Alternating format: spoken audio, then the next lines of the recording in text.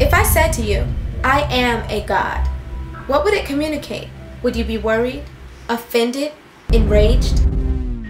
I feel like Kanye West's song, I Am God, is basically showing the nature of humans in a way.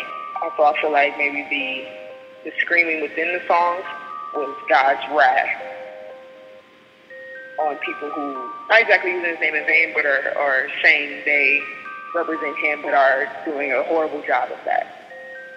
It's pretty obvious to me, first of all, that he's not really trying to say he is God, just to say that he's elevated himself above other people. He really doesn't care how we criticize it or how we're offended by it, and that's what makes him Kanye.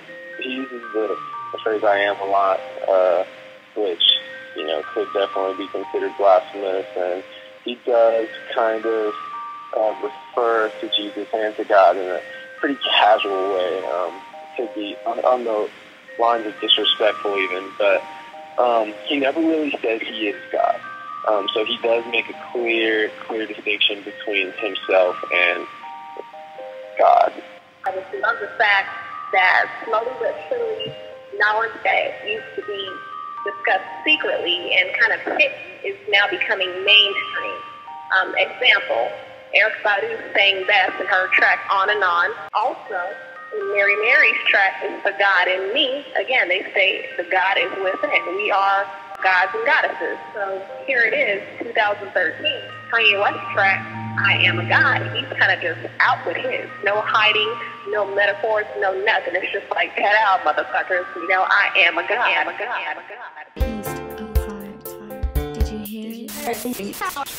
What up, y'all? Welcome to Piece Apart. I am your host, Miss Ruby, from the channel Miss Ruby, here to talk to you today about the cryptic heresy within Kanye West's song, I Am a God. So Kanye's done it again, giving everyone a reason to question his respect for religion and scold him on his vanity. It stirs up a debate on whether or not we can call ourselves God, and if so, at what point is our exaltation demeaning to the almighty God himself? First thing that comes to mind when hearing this song is, whoa.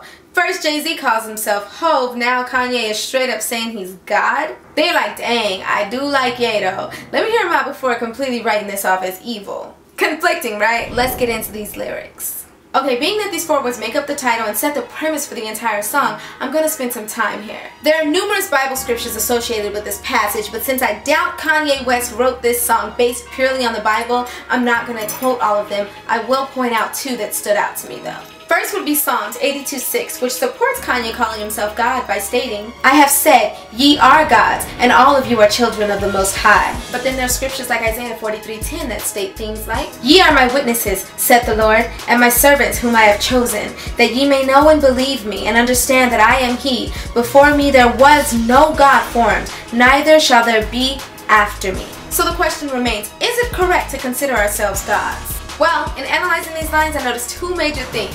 One, Kanye's lashing out, as usual. But that means that he's not just making general statements, he sounds like he's in beast mode, which means somebody must have pissed him off.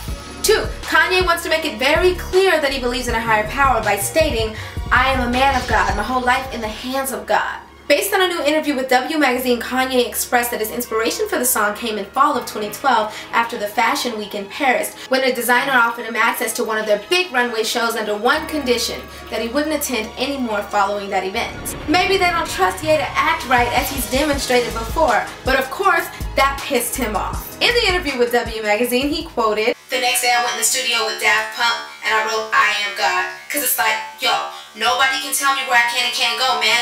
I'm the #1 living and breathing rock star. There's more to where that came from, but the point is, Kanye is on a power trip for real.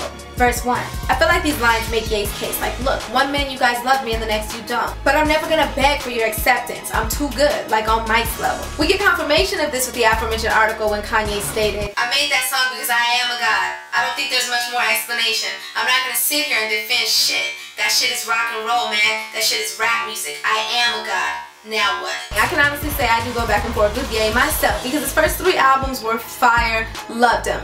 4th album, wasn't feeling it too much. 5th album, fell back in love.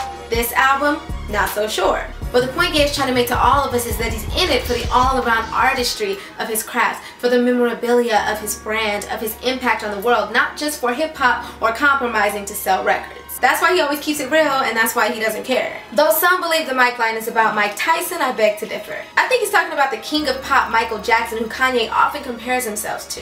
Besides, in his song titled I Don't Like, he specifically states, "They want to find me not breathing like they did Michael Jackson." And 2 lines before that he says, "They steal your whole style, that's a soundbite." In the same song I just quoted, Kanye says the line, "They want to crucify me like they did Christ." So these 4 lines are more of Kanye's response to anyone unwilling to move with the times and accept him. In a recent CBS article, Kanye stated, "I think what Kanye West is going to mean is something similar to what Steve Jobs means. I am undoubtedly, you know, Steve of the internet. Downtown, fashion, culture." So we all know he prides himself on his passion for fashion, from his pink polos to his leather skirt. But what he really prides himself on is switching up the game. Y'all know, I woke up this morning with a new state of mind, a creative way to rhyme without using knives and guns. That pretty much sums up what he intended to do to the rap game, and so far, it's working.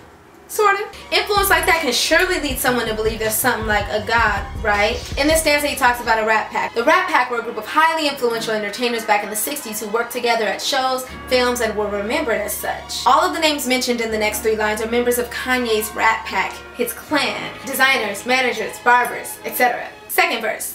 Kanye talks to Jesus. Now, we all do this on a regular basis, right? But I think his word choice in the convo included enough profanity to bother any Christian or believer. Some people, like Kanye, think they should talk to Jesus raw and uncut, so to keep it real, whereas others consider such language disrespectful. That poses the question of respect. Did Kanye talk to his mom or his grandmother the way that he talks to Jesus? Did he ever feel on the same level as them, or is this his way of telling us that he feels on the same level as God? It's one thing to think, okay, God has created me in his likeness and dwells within me, so in a sense, I am a God serving God. And another thing to think I am a God on the same level as God. Maybe Kanye doesn't think he's on the same level as God, but I can imagine these lyrics being interpreted that way.